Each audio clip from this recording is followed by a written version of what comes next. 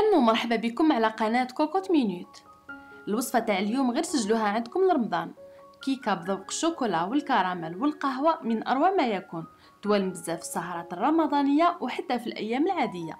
نروحوا مع بعض نشوفوا الوصفة وكامل أسرار نجاحها.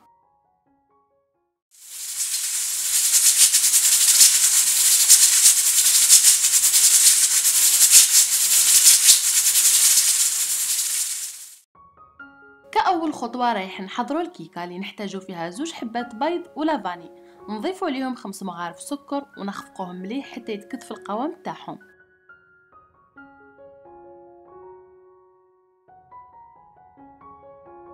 وفي المرحلة هذه رايحة نضيف 8 مغارف زيت و8 مغارف حليب، نزيد نخلطهم مليح ومن بعد نروح نضيف المكونات الجافة اللي هما مغرف كبيرة كاكاو بني، 10 مغارف فارينة وكيس خميرة كيميائية ووزن 10 غرام. نفوتهم في الصفاية ومن بعد نزيد نخلطهم بالباتر حتى نتحصل على قوام متجانس.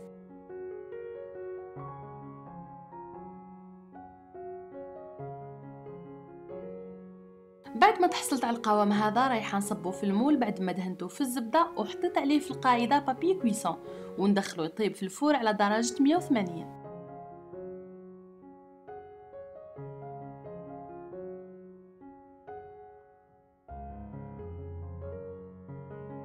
وهنا كما راكم تشوفوا بعد ما طابت الكيكه تاعي رايحه نقلبها باش هكذا نتحصل على سطح مستوي. من بعد نحي لها بابي كويسون نرجع لها الاطار ونسقيها بقهوه حليب.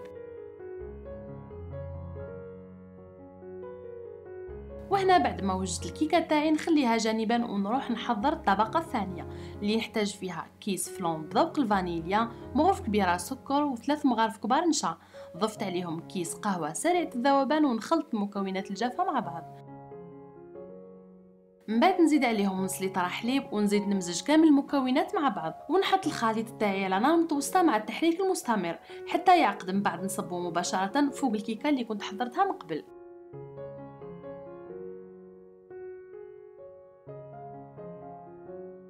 هنا بعد ما صبيت كامل الكميه اللي عندي رايحه نسويها جيدا بالطريقه هذه وندخلها الفريجيدار حتى تبرد مليح.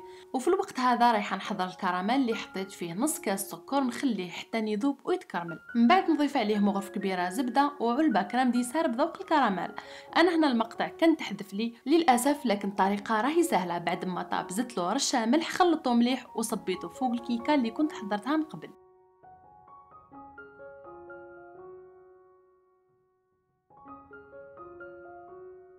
بعد ما صبيت كامل كمية الكراميل اللي عندي نسويها جيدا وراح نزين الأطراف بكاوكاو محمص ومرحي. من بعد ندخلها للفريجيدار حتى تبرد مليح قبل ما نقدمها.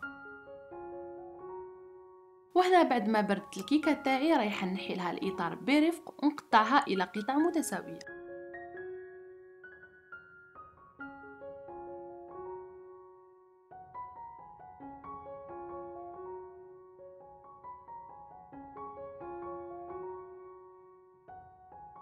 وها هي ليكم هنا الكيكه تاعي في شكلها النهائي كما راكم تشوفوا جد شهي. رايحه نحي قطعه كالعاده باش تشوفوا مصداقيه الوصفه والنتيجه النهائيه.